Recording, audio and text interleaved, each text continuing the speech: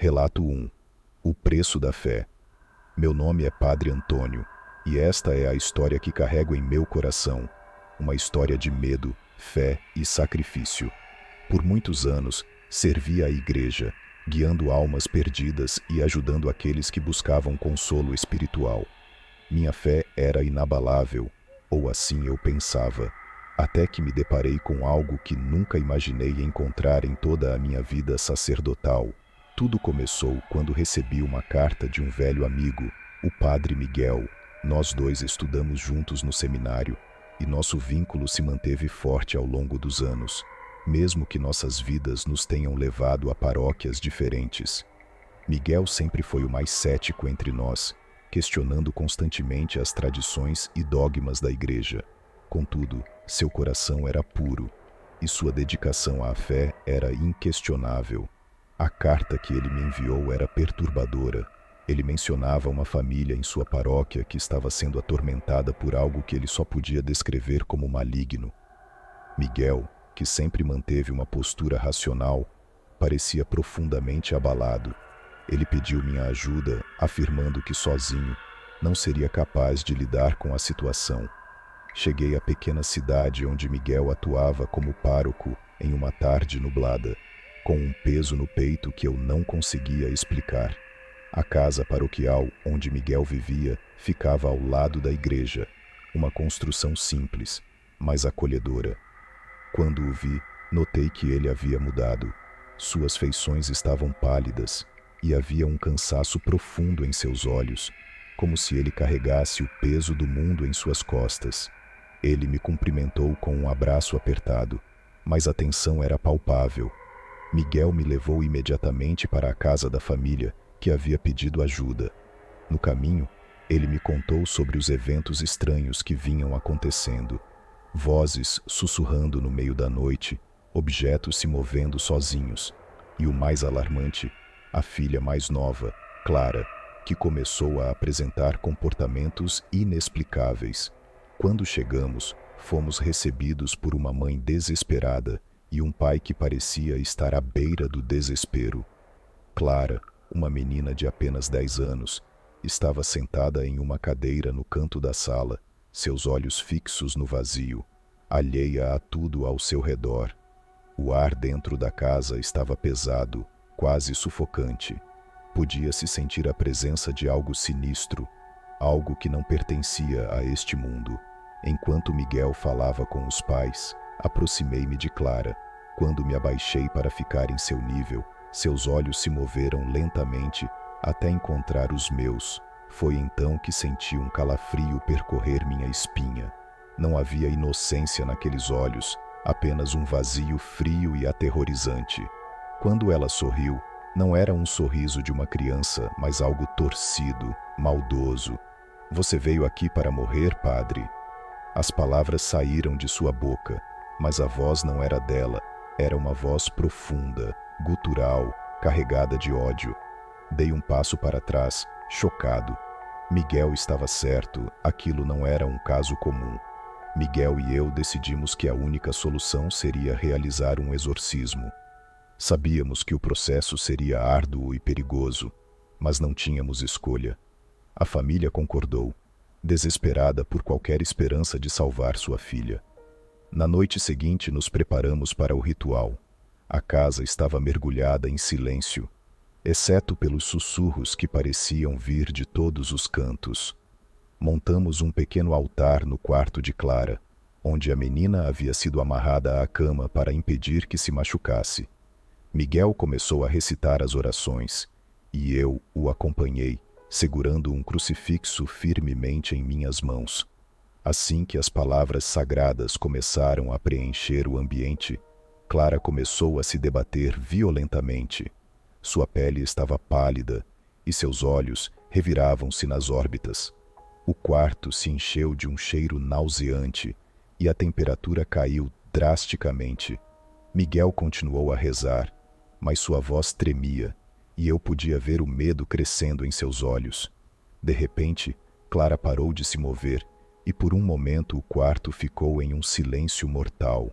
Então, uma risada horrível, inumana, ecoou pelas paredes. Vocês não têm poder aqui, padres, a voz disse, zombando de nós. Ela já me pertence. Senti uma pressão esmagadora em meu peito, como se uma mão invisível estivesse tentando me sufocar. Miguel continuava a rezar, mas eu podia ver que ele estava lutando contra o pânico. A cada palavra sagrada, a entidade dentro de Clara parecia se enfurecer mais, e a menina começou a cuspir injúrias em línguas que eu não compreendia. Foi então que Miguel caiu de joelhos, agarrando o peito. Corri para ajudá-lo, mas fui lançado contra a parede por uma força invisível.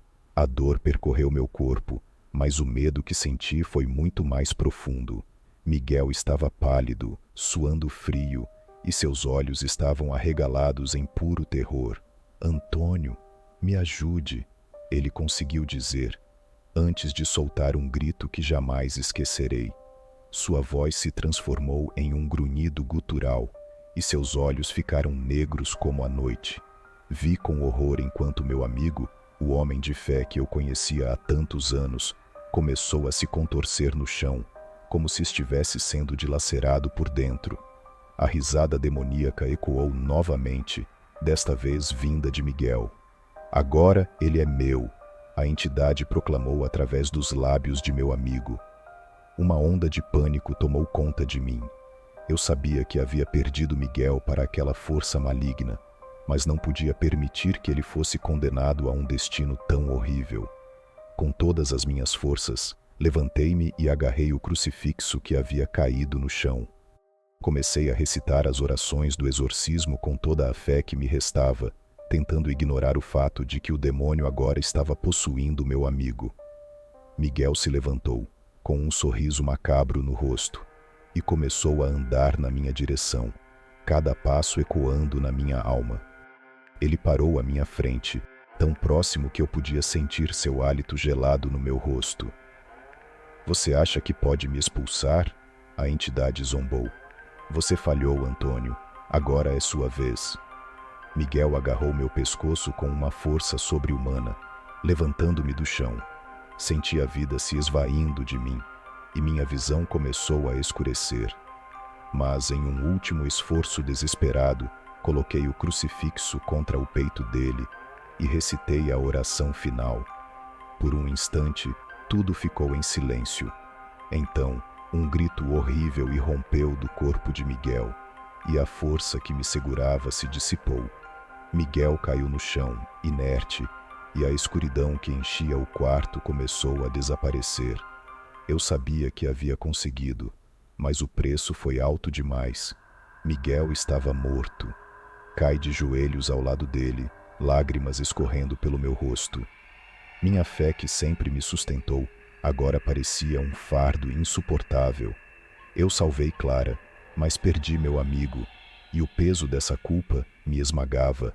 A família agradeceu, mas suas palavras eram vazias para mim. Saí da casa em silêncio, carregando o corpo de Miguel para a minha igreja, onde preparei seu funeral. Nos dias que se seguiram, a sensação de vazio e desespero só cresceu. A culpa me consumia, e comecei a questionar tudo o que acreditava.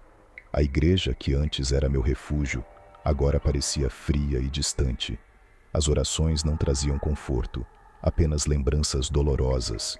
Mas então, uma noite, enquanto estava ajoelhado no altar, ouvi um sussurro. Era a voz de Miguel, suave e gentil, como nos velhos tempos. Você fez o que precisava ser feito, Antônio. Não se culpe pelo que aconteceu. Continue lutando por mim. Aquelas palavras me deram forças para continuar. Eu sabia que o mal ainda estava lá fora, esperando por sua próxima vítima, e mesmo que minha fé estivesse abalada, eu não podia desistir. Precisava continuar, por Miguel, por Clara e por todas as almas que ainda precisavam de ajuda. E assim, com o coração pesado, mas determinado, me levantei. Sabia que nunca mais seria o mesmo, mas também sabia que não podia parar. A luta contra o mal era interminável, e enquanto houvesse fé em meu coração, eu continuaria a lutar, mesmo que isso significasse sacrificar tudo o que eu tinha. Relato 2. Eu nunca fui um homem de fé. Desde cedo, questionava tudo e todos, buscando respostas racionais para os mistérios da vida. Meu nome é Eduardo, e se hoje escrevo estas palavras, é porque preciso compartilhar o que vivi. Talvez isso sirva como um aviso, ou apenas como um desabafo de um homem que se viu diante do inominável. Eu era um psiquiatra, especializado em casos complexos e considerados incuráveis. Minha rotina era tratar mentes perturbadas, mergulhar nos labirintos escuros da psique humana e, de alguma forma, encontrar um fio de sanidade onde parecia haver apenas caos. Meu trabalho era minha vida, e o que mais me fascinava era a ideia de que a mente humana era o único verdadeiro mistério. Tudo começou quando recebi uma ligação de um antigo colega, o Padre Augusto. Ele era um homem devoto, mas também alguém que, como eu, buscava sempre entender as coisas por meio da razão. Nos conhecíamos desde a faculdade, onde ele se especializou em teologia e eu em psicologia. Nossas discussões eram acaloradas, mas sempre respeitosas. Mesmo que eu não compartilhasse de sua fé, havia um respeito mútuo entre nós. Naquela noite, porém, sua voz estava diferente. Havia um desespero contido em suas palavras, algo que nunca havia ouvido antes. Ele me pediu para encontrá-lo em uma pequena cidade no interior, onde estava lidando com um caso urgente. A princípio, relutei. Eu estava cansado, precisava de uma pausa, mas algo na voz dele me convenceu a ir. Cheguei à cidade de madrugada, e o lugar já tinha algo de estranho. Era uma cidade pequena, quase esquecida pelo tempo, onde as pessoas pareciam viver presas em uma rotina silenciosa e opressiva. Quando encontrei o Padre Augusto, ele estava pálido, com os olhos fundos, como se não dormisse há dias. Levou-me até a igreja, onde disse que precisava me mostrar algo. A igreja era antiga, construída em pedra, e o ar lá dentro era pesado, como se as paredes guardassem segredos sombrios. O cheiro de incenso era forte, quase sufocante. Ele me levou até uma sala nos fundos, trancada com várias fechaduras. Antes de abrir a porta, ele me olhou com uma seriedade que nunca tinha visto antes. Eduardo, o que você vai ver aqui não tem explicação racional. Já tentei de tudo, mas isso é algo que vai além do que conhecemos. Eu me preparei para ver alguma coisa perturbadora, mas o que encontrei dentro da sala foi muito pior do que qualquer coisa que minha mente pudesse ter concebido. No centro da sala, amarrada a uma cama de ferro, estava uma jovem. Seu nome era Isabela. Ela tinha talvez uns 20 anos, mas sua aparência era de alguém muito mais velho.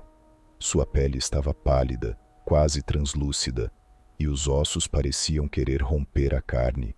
Mas o que mais me chamou a atenção foram os olhos dela. Os olhos de Isabela não eram olhos humanos. Eles eram negros, profundos como o abismo, e ao olhar dentro deles, senti como se algo estivesse me puxando para dentro, sugando minha alma. Nunca acreditei em espíritos ou demônios, mas ao encarar aqueles olhos, algo dentro de mim começou a ceder.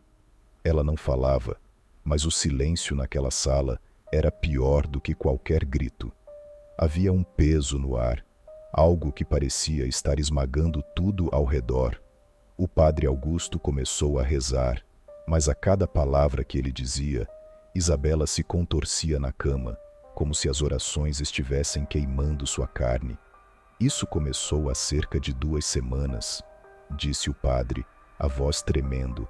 Ela era uma jovem normal, saudável, cheia de vida, mas de repente tudo mudou.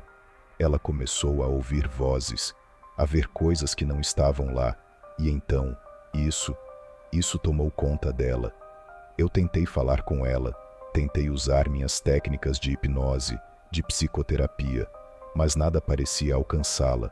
Era como se algo estivesse bloqueando qualquer tentativa de contato. E então, aconteceu. Isabela, que até então estava em silêncio, começou a rir. Não era uma risada normal, era um som gutural, profundo, que reverberava pelas paredes da igreja. Seus olhos, aqueles olhos negros como a noite, estavam fixos em mim, e eu senti um calafrio percorrer minha espinha. A risada ecoava na minha mente, como se estivesse sendo injetada diretamente no meu cérebro. Você não pode me salvar, Eduardo, ela disse, com uma voz que não era dela. Era como se muitas vozes falassem ao mesmo tempo, um coro infernal que me deixou paralisado. Eu sei quem você é, sei o que você fez, e vou devorar sua alma, assim como devorei a dela. Eu recuei, mas a risada continuava. O padre Augusto começou a recitar orações com mais intensidade, jogando água benta sobre Isabela. A água parecia ferver ao tocar sua pele, e o cheiro de enxofre se espalhou pela sala. Isabela começou a se debater violentamente, e o som de seus ossos estalando era horrível.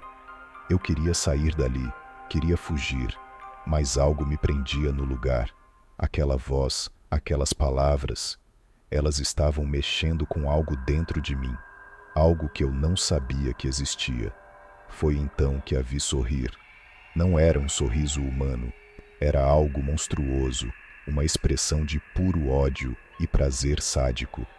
De repente, Isabela parou de se debater. Seus olhos estavam fixos no teto, e sua respiração se tornou lenta, quase imperceptível.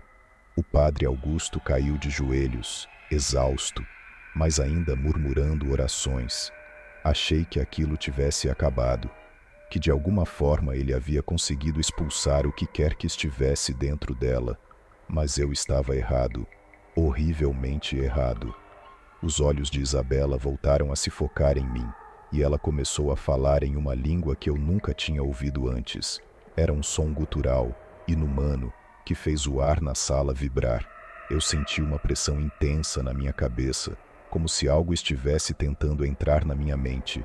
E então, vi imagens de coisas que não consigo descrever com palavras. Eram visões do inferno, de criaturas monstruosas, de sofrimento eterno. Eu vi almas sendo dilaceradas, vi fogo, escuridão e uma presença que estava além de qualquer entendimento humano. E no centro de tudo, vi aqueles olhos, os mesmos olhos que estavam agora me encarando. Caí de joelhos, segurando a cabeça, tentando afastar aquelas imagens, mas elas estavam dentro de mim, gravadas na minha mente. Isabela começou a se levantar, os grilhões que a prendiam à cama se partindo como se fossem feitos de papel. O padre Augusto tentou segurá-la, mas foi arremessado contra a parede com uma força sobre-humana.